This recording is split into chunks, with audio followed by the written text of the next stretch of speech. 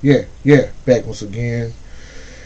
I was very skeptical on watching this video because I used to get that in my comments a lot in my reaction videos that Led Zeppelin just pretty much steals from other artists, and I'm like, don't all artists steal from other artists? Because there's literally nothing new under the sun at this point. But I digress.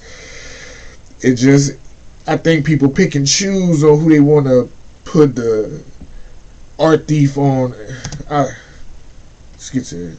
Pablo Picasso is often quoted as saying, "Lesser artists borrow, great artists steal."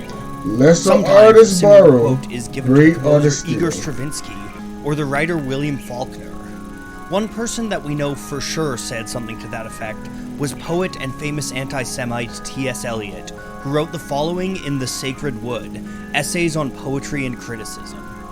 "Immature poets imitate, mature poets steal, bad poets deface what they take, and good poets make it into something better." They make it into something better or something different. Perhaps the best remembered take on this quote is by Steve Jobs, who simplified it to, "Good artists borrow, great artists steal." And if this is true, then Led Zeppelin are among the greatest artists of them all, because they built... If this is true, then Led Zeppelin are some of the greatest artists ever did. Zeppelin are among the greatest artists of them all, because they built one of the most illustrious careers in rock history on theft. Led Zeppelin stole with such bombast and vigor that there's an entire Wikipedia page dedicated to the songs that they ripped off from other artists. There is absolutely no question as to whether Led Zeppelin were music thieves or not. They clearly They got were. a Wikipedia page. There is one question on this topic. Does it matter? Let's take a closer look. And that's why I wanted to watch this video. Because I was like, I think people pick and choose with that shit. There's a lot of artists that take from other artists and literally manipulate their songs. Hip-hop's foundation is from sampling from other artists and just creating a new nuance to it. Rock and roll too. Now, I've been listening to enough rock music and other genres to know that they do. Everybody does it. Like, before we can get our hands dirty on this topic, let's get started with some of Zeppelin's accusations of plagiarism and the many, many lawsuits they've caused. I'm not going to play any clips here because of YouTube's copyright restrictions, and believe me, we'll be getting into copyright in this video. But if you want to check out the similarities, I've created a Spotify playlist in the description for you. Alright, so here we go with a very incomplete list.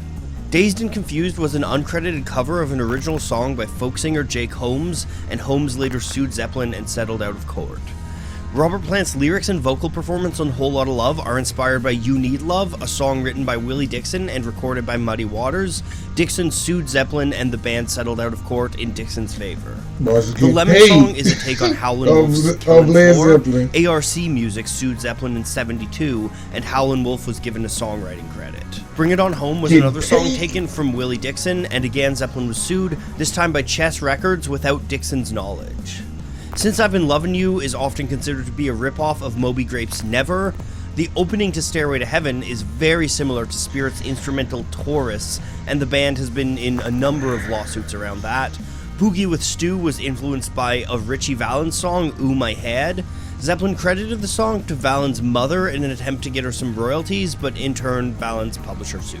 And of course, T for One is a shameless ripoff of the 1970 song Since I've Been Loving You by Led Zeppelin, though Zeppelin have not pursued any legal action. Well, I guess they got sued so much. Some of the most famous cases, but Zeppelin's career has been mired in these accusations basically ever since it took off. While there's some notable exceptions, the vast majority of songs Zeppelin have been accused of plagiarizing are blues songs. And yes, obviously a big part of that is that they're a blues rock band, but I think there's more to it than that. If we're gonna understand how and why so many Zeppelin songs contain bits of other music, we need to rewind the clock a little and look at the history of blues. In musicologist Philip Tagg's Analyzing Popular Music, Theory, Method, and Practice, he offers up a classification that breaks music into what he calls an axiomatic triangle of three distinct kinds of music: art music, popular music, and folk music. Tagg isn't the only person to create this sort of distinction, and it's not a flawless classification, but I do think it's one that can help us understand what's going on with Zeppelin's plagiarism. Within this system, art music refers to classical musics that are built on formal styles and technical traditions. Pop music is music that's easily accessible to the public, created for commercial purposes, and spread through mass media like radio, television, and these days, streaming. And then folk music consists of pieces derived from cultural traditions. They're usually passed down through the generations orally, and are usually performed by amateurs, often as part of community ritual. Chances are that nearly all the music you listen to, including Led Zeppelin, would fall under the umbrella of pop music in this classification. But that's where things get interesting. Because while much of blues can fit under the pop umbrella today, that really wasn't the case at the start of the 20th century. The blues is a folk tradition. It was born out of work songs and slave spirituals in the Mississippi Delta, and grew to become one of the preeminent musics among black communities across the American South, and eventually the entire country. As a folk tradition, there are a number of cultural trends within the blues that don't really fit into our pop music framework. Perhaps the most glaring of these is the concept of authorship. Folk music traditions simply don't operate on the same grounds of authorship and intellectual property as pop music. And that's because folk songs aren't really written by any singular person. They're adapted from a broad cultural canon, with melodies and lyrical themes lifted from multiple different folk tunes, mixed and matched and rewritten frequently. This is part of the reason why so much of blues is built on forms like the 12-bar blues. These things allow for easy adaptation. In a 1941 interview with the folklorist Alan Lomax, Muddy Waters explains this process in action. I made that blues up in 38. Do you know, is that the tune for any other blues that you know? Well, yes, it's been some blues played like that. What blues do you remember it runs to that same tune? Well, this song come from the cotton field, and the boy when put the record out, Robert Johnson. He put it out on as name of Walking Blues. Uh-huh. Did you know the tune before you heard it on the record, though? Yes, I knew the tune before I heard it on the record. Who'd you learn it from? I learned it from Son House. For blues musicians, God damn, you see what I'm saying? didn't belong to Everybody do anybody it. in particular. They belong Everybody to does the it. broader blues culture. And honestly, this approach to ownership is a lot more accurate as to how art tends to naturally be made. No idea is truly original. Right. Artists have always been the sum of their influence, plundering the art they love and putting their own spin on it. This is just as true of Muddy Waters as it is of Led Zeppelin or even William Shakespeare. Art is an iterative process. It's a process in constant conversation with the past, pulling bits of inspiration and twisting them around to create new, supposedly original works. And that's what Led Zeppelin did, especially early in their career. Let's take a look at one of those examples from earlier, the Lemon Song. While much of the Lemon Song's form was indeed taken from Howlin' Wolf, that's not the only blues artist it's pulling from. The line "Squeeze me baby till the juice runs down my leg" is taken from Robert Johnson's 1937 recording, Traveling Riverside Blues. But then Robert Johnson wasn't even the first to use that image. Johnson's take on the words were likely taken from Roosevelt Sykes, who recorded a song called "She Squeezed My Lemon" earlier that same year. And as far back as 1929, a singer named Joe Williams sang the line, "You squeezed my lemon, caused my juice to run," on a song called "I Want It Awful Bad." So then, is Robert Johnson a plagiarist? How about Roosevelt Sykes? And as for Joe Williams, well, who's to say whether he wrote those lines or borrowed them from another song that he knew before? This is how folk music works. This is the beauty of that cultural conversation in action. I think that for many of their songs, Zeppelin weren't trying to rip off or steal from other musicians, they were trying to partake in that conversation. And even something like "Since I've Been Lovin' You," while not pulled from traditional blues, is a continuation of that. Moby Grape's song is ostensibly an original, but I don't much think that 5 white guys from San Francisco really invented the idea of the slow electric blues jam. The guitar great Joe Satriani would later praise Page's work on that song, saying Since I've Been Loving You was a perfect example of taking a blues structure but striking out on your own. They were breaking ground, not copying. And I think that's an important note to all of this. Zeppelin weren't just re-recording songs verbatim. They were taking songs and tropes that existed in the blues zeitgeist and putting new spins on them, creating a wholly unique sound that musicians would spend the next 2 decades drawing inspiration from. The problem is that a lot of this context got lost in the translation from folk music to pop music. Because pop music, at least as it currently exists, relies on a false notion of authorship, one that is supported legally by the framework of copyright. In theory, copyright and the concept of intellectual property make a lot of sense. If you're going to be commodifying art, there needs to be a system that encourages artists to create by incentivizing a monetary reward. Or at least that's how the argument goes. And to do that, artists need a way of owning their work. But how can somebody really own a song that's piecing together different parts of the zeitgeist? There's all sorts of ways that music will reflect on and build upon the past. Homage, allusion, conversation, inspiration. Where do you draw the lines between these things and plagiarism? Functionally, you can. Homage, allusion, and that's without even getting into the conversation, question of artists inspiration. coincidentally writing similar pieces of music. Look at something like Stairway to Heaven. The opening chords of that song are almost identical to a section of Spirit's Taurus, yes, but the rest of the song? Taurus is a spacey 2-minute instrumental piece. Stairway to Heaven is a 7-minute slow burn steeped in mythological imagery that arguably both invented and perfected the concept of the power ballad. Do a few chords really make that much of a difference? A lot of the time it seems like our dialogue around plagiarism comes down to this perception that talentless hacks steal songs from better musicians. But I don't think anyone can listen to Stairway to Heaven and tell me it's not one of the most fiercely original things they've ever heard, whether the riff sounds like Taurus or not. In the end, Zeppelin won all their legal battles when it comes to Taurus, but part of the reason they were able to do so is because they could afford to win those legal battles. And that victory is a small blip in a disturbing rise in absurd copyright claim cases. Because as noble as the intention of copyright law may have been, the reality is that copyright as it exists now does very little to help artists and a lot to help the labels that have already gotten rich exploiting these artists. Yes, they don't Even if you look at Zeppelin's copyright lawsuits, half of them are not actually the songwriters themselves coming at Zeppelin. Exactly. They're the labels, sometimes doing so without the original artists knowing.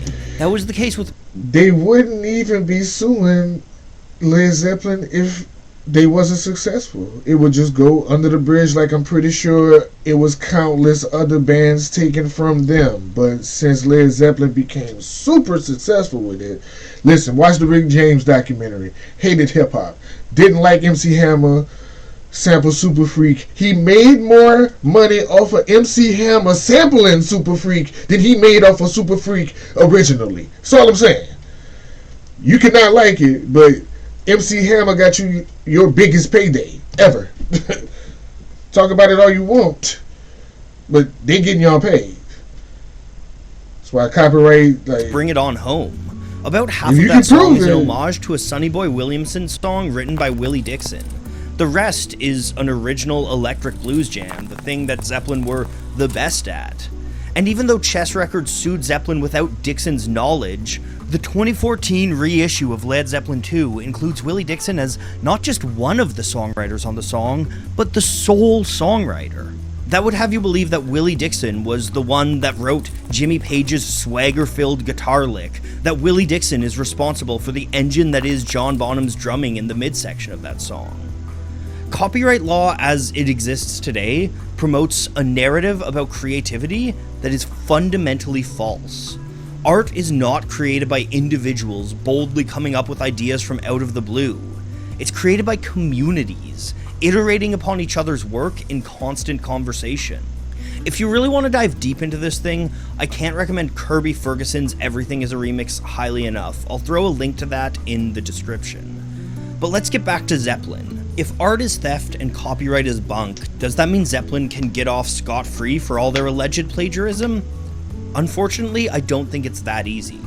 Because while everybody steals, Zeppelin had a particular habit of doing so without crediting those that influenced them. That's why they was getting Now, sued. I don't really think that's a capital crime in a That's why they was world getting where we sued. understand the iterative nature of It art, wasn't crediting but them within people, the so they pop wouldn't music get their system credit. as it exists, All this the labels often meant did. that Zeppelin were taking money out of the pockets of the people who helped shape them. Being a blues band, this disproportionately meant taking money from people who were already marginalized as black performers in America. And in some true, cases, though. Zeppelin That's true. seemed pretty unwilling to give credit. In the early 1980s, Jake Holmes wrote to Zeppelin to ask for credit on their version of his song Dazed and Confused. He never heard back. It seems that Zeppelin Well, were very see, happy to well, participate I in don't this mind them conversation, suing your ass, but a lot of the man. time they weren't willing to give credit where credit Yeah, was they due wasn't willing within the to give framework credit. that That's would have nasty. meant them That's nasty giving right up there, their Led money. Zeppelin. So where does all of this leave us? Like with so many aspects of Zeppelin, it's complicated. There are some that seem to use Zeppelin's supposed plagiarism to write the band off as having committed base thievery, and clearly that's not the case. I don't really think there's that much wrong with the way that Zeppelin used these individual songs. If we go back to that T.S. Eliot quote, I think a lot of people would say that Zeppelin's songs are better than their original influence. I certainly think that at the very least they're different. They used those inspirations to forge music that would really change the way that all popular music sounded for the next few decades. And that act is part of a continued dialogue that dates back to one of America's richest folk traditions. But when given chances to acknowledge their influence, Zeppelin would often shout them out in interviews, but would rarely be willing to put their money where their mouth was. And there's one more aspect of this that hangs over the entire conversation as well. Led Zeppelin may have been continuing a cultural conversation, but they weren't traveling bluesmen on the Mississippi Delta. They were middle-class white kids from the UK. So then, were Zeppelin even really in the right to be having this cultural conversation? That's a very complicated issue, and a topic that we'll get into in next week's video. When it comes to this, I just kept seeing it in my comments.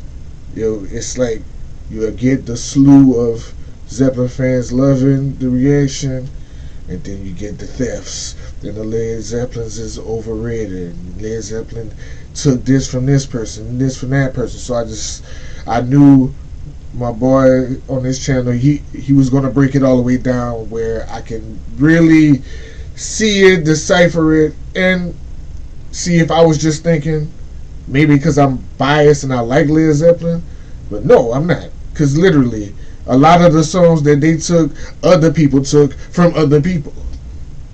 They had a lyric from 1929 that just got reiterated and changed throughout those years from 1929. So how can, that's why when it is something very original and something you never heard before, it's going to stick out tremendously.